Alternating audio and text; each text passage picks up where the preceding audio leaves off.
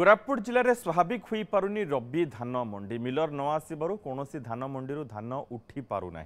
जिले में वर्षा जारी रही चिंतार चाषी गत मास 25 तारिख ठारू रबी धान मंडी आरंभ करने को प्रशासन निष्पत्ति नहीं हेले यार 20 दिन पर भी मंडी कार्यक्षम होना चाषी मंडी को धान आणुले भी मिलर किंतु देखा ना खरीफ धानर चाउल प्रशासन उठाऊ एथर भी रबी धान न किणवा कोरापुट जिलार मिलर्स निष्पत्ति नहीं फल बाध्य होई कलाहांडीर मिलर्स को रबी धान किणवा जिला प्रशासन दायित्व देइछि हेले सेमानंकर देखा नाही वर्षारे धान ओदा होउछि तेणु धानर एफिक्यू मान न आसिले पुणी कटनी छटनी भय चाषी को घारिछि।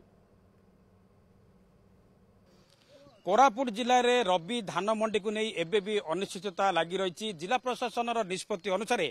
गत मास अर्थ मे 25 तारिख जिले में मंडी आरंभ होगा कथा किंतु वास्तव चित्र देखु आज जून मासर बर्तमान जो रही द्वितीय सप्ताह शेष होगा गला आप देखुं आम अच्छु टांकुआ पंचायत धान मंडी अच्छी जोटा आप देखुं वर्षा कारण धान चाषी मान ओदा नष्ट हो फल बारंबार सी जो रही ओदा धान को चाषी मैंने सुखा बेले अन्य पक्ष देखिए देखो अस्थायी भाव में टेंट देकर जो कर मंडी कौन प्रकार प्रशासनिक अधिकारी कि मिलर एठारे देखा ना महिला चाषक आरंभ कर पुरुष चाषी समस्त एठार अच्छे प्रतिक्रिया ना सर स्वागत कर जाना चाहिए केते दिन है आप धान आणिक अच्छा मंडी में केते क्विंटाल धान बर्तमान अच्छी मे 25 तारिख रू मंडी आरंभ करते 2 तारिख ना आम टोकेन थिला 2 तारिख रू आज जाए आम धान आनी पकईचु किंतु कौन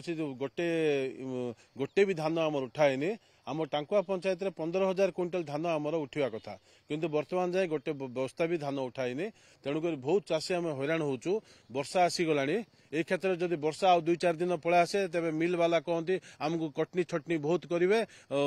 5 केजी काटे 10 केजी काटे से सब लस किए बियर कर लोक मैंने इंटरेस्ट आनी उधार आना गरीब चाषी मैंने चाष कर कथा किए बुझे से कथा कौन गवर्नमेंट बुझे आम कथा किए बुझे आज्ञा 3 सप्ताह होगा गोटे भी धान आम उठिनी तेणुक प्रशासन पाक अनुरोध जल्दी धान उठा जाओ आमको चाषी मान गरीब चाषी मान गवर्नमेंट कोचिरा साहाय्य करू बहुत लोक आज जमी परिस्थिति बहुत लोक आत्महत्या करने बाहर ले केवल ये जो रही टांकुआ पंचायत में समस्या पूरा कोरापुट जिले में लगी रही महिला चाषी सब निश्चित भाव में असुविधा होती घर संभाल मंडी का कौन समस्या होमे मु मिनती मिश्र टांकुआ पंचायत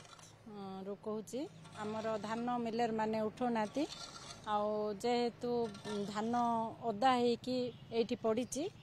आमे बहुत असुविधार सम्मुखीन होल धान आमर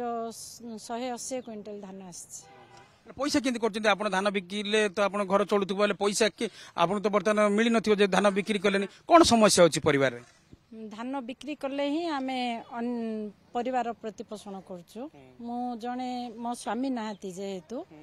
सेति पे मते बहुत असुविधा होची कोन करबे एत मंडी रे धान बिक्री हो नै तमरा जमी रे धान पड़ी के ओदा लाणी सीधा तो आज्ञा हम धार उधार मांगी करी करछु कोटी पैसा पत्र सुजिबो केते एकरा करछन्ती 4 एकरा जेहेतु देखा ना निश्चित भाव में सबू चाषी चिंता को बढ़ाई तो निश्चित भाव न्यूज 7 पक्ष दाबी रही जिला प्रशासन निकट में चाषी जो रही समस्या शीघ्र जिला प्रशासन शुणु एवं धान किपरि भाव में मंडी उठिबो से दिगरे आवश्यक पदक्षेप नेउ। जयपुर निकटस्थ टांकुआ पंचायत कैमरा पर्सन राजा साना पद्मनाभता न्यूज 7।